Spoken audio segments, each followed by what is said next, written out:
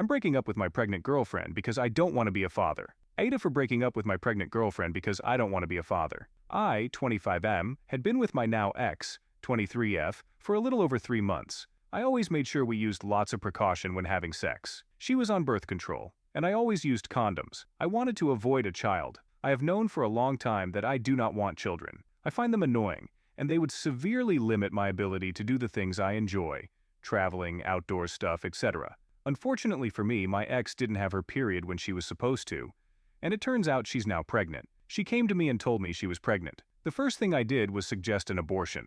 We don't live in a state where it's legal, so I offered to pay for her flight and hotel, and told her I'd be happy to come with her to get it done. I have a stable job and make good money, so it wouldn't be too much of a hit for me. She works as a receptionist and doesn't do a lot, so I figured it would be better for me to pay. That's when she told me she was hoping to keep it and that she wanted me to help her raise the kid as its father. I have no intention of being a father. Beyond just my dislike of children, I'm not ready for that. I made it very clear that I didn't want the baby, but she kept insisting that I'd have a change of heart once it's born, and to just try it out. After a long exchange, I told her that if she intended to keep the baby, I would not act as a father. I broke up with her and told her that I would pay child support once it's born, but that I expect her to respect my wishes and keep the child away from me. Since then, she's been frantically texting me, begging me to come back and telling me she'd forgive me. She sent me voicemails crying. It does hurt to see, but I haven't responded. The other day she texted me saying how she can't raise the kid alone, and how I'm basically forcing her to get the abortion just by leaving. She called me an asshole, an abuser, and a sexist. She ended the text begging me to talk again. I certainly feel shitty. I really liked her, and we had a good relationship before this, but I just don't want to be a father. I'm already bitter about the fact that I'll have to pay child support for 18 years, which will somewhat limit me financially. I also feel it isn't right for a parent who doesn't want their child to be involved. I'd just end up taking that pent-up anger and bitterness out on the child who is ultimately innocent, which I feel isn't right. With all this said, I come here to ask, am I the asshole? I certainly feel like one, but I also stand by what I did. Clarifying edits. On the topic of vasectomy, I tried. I met with a doctor last year and asked about getting one, but he refused and said every doctor he knows won't do it until you're at least 30. It's a conservative state, and although I dislike politics, I was born and raised here, so I'm still attached to the state and have never felt the urge to leave. Someone said I should have flown elsewhere to get one, and I guess they're right. But I just didn't think about that. On the topic of birth control, I bought the condoms myself, so they were fine. Whenever we were done, I'd throw used condoms. I'm the dumpster, so I don't think she went dumpster diving. I asked her on our first date if she was taking birth control, and she said yes. I took her for her word. Maybe foolish to just believe her, but if she was lying, she'd be the first I've met to lie about that. Most girls I've met are honest about it. I assumed she was on the pill since that's the main birth control I know, but maybe she was on something else that I'm not educated enough on. That being said, I'll follow your advice and lawyer up, plus get a paternity test. IDK how long that will take, but whenever I get it done, I'll update here with results. Thank you for your judgments. I've been away for a bit, but I'm catching up and trying to read what I can. I'll be checking back periodically and replying to some people. All further feedback is appreciated. Don't forget to like and subscribe for more stories like this. Update 1. I have hired one of the better family court lawyers in my state. She has someone representing her pro bono. It has been made clear to my ex and her representative that she is not to contact me personally, and that all contact will go through my lawyer from now on.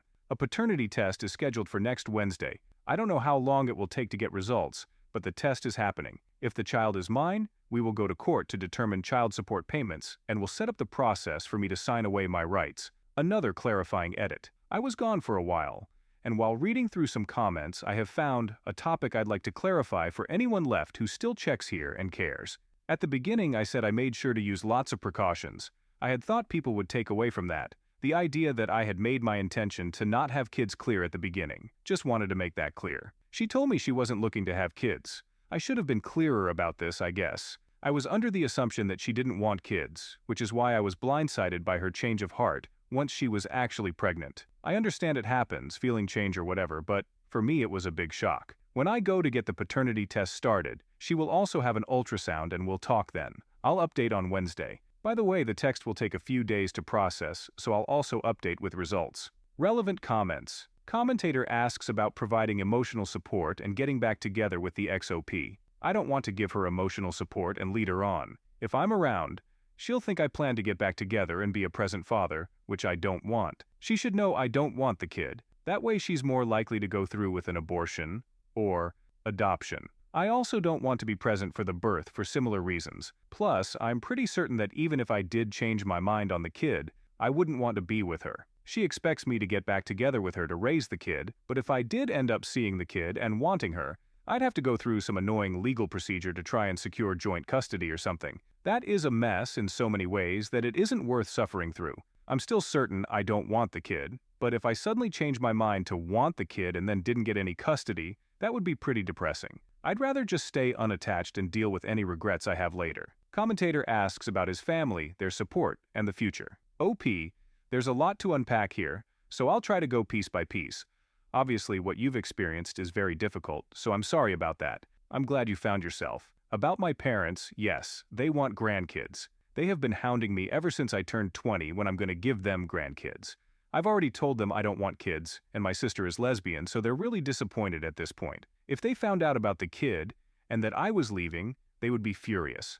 So I'm just not telling them. About how I'll feel in the future, I honestly cannot say 100%. I know that right now, I 100% don't want kids, and I'm going off that feeling to assume how I'll feel in the future will be the same. Everyone lives with some level of regret, so I've come to peace with the idea that if I end up regretting this, I'll just have to move on and live with that like everyone else. If for some reason I felt regret, I wouldn't try to contact the kid, I'd just keep it to myself and keep chugging along like usual. If the kid does find me one day, I'll just be honest depending on how I'm feeling. Either I was 25 and I didn't want kids and I still don't, sorry.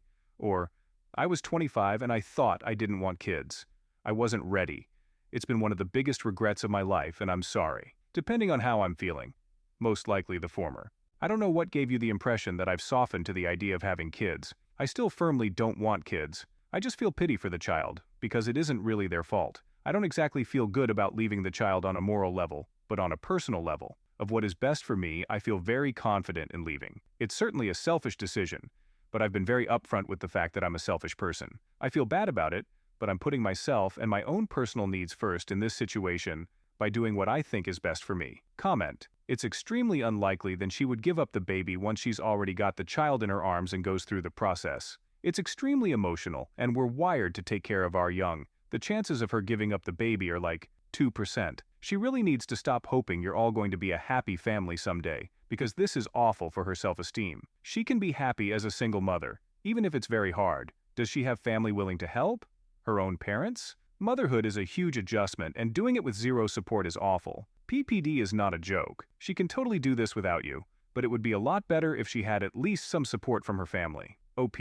I don't know that much about her family, haven't met them, just heard bits and pieces. Apparently her dad has some drinking issues, and her mom is pretty closed off. They live in a different city too. That's about the extent of what I know, but I doubt they'd be able to help her much. Comment. I would consider locking down that pathway before she realizes it could lead to your mom. You know, blocking her before she sees your mom comment on a post and making everything go through a lawyer. By the sounds of it, if she makes contact with them, it sounds they definitely take her side the matter. You definitely have contact with your ex and her child because your family will be involved. I'm not saying you need them, but I feel like within 18 years they'll know, especially considering how the at-home DNA test and programs are. Either way, that doesn't change my mind about you.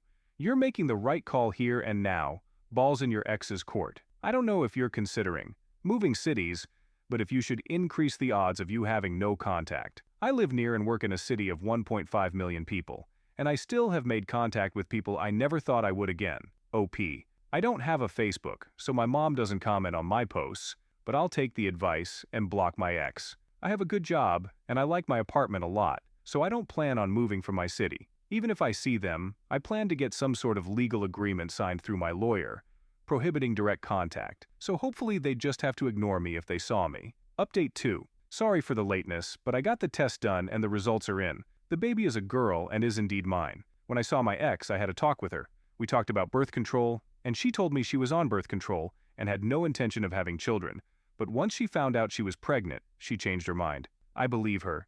She was hopeful that I would come around to that perspective, so I made it very clear that I would not be part of the child's life and gave her 3 options. Option 1, get an abortion in any state of her choosing, and I'll pay for her to stay there for a week, so she could basically take a vacation to Hawaii or NYC or LA on my dime. but I need to come with and get confirmation that she had the abortion. Option 2.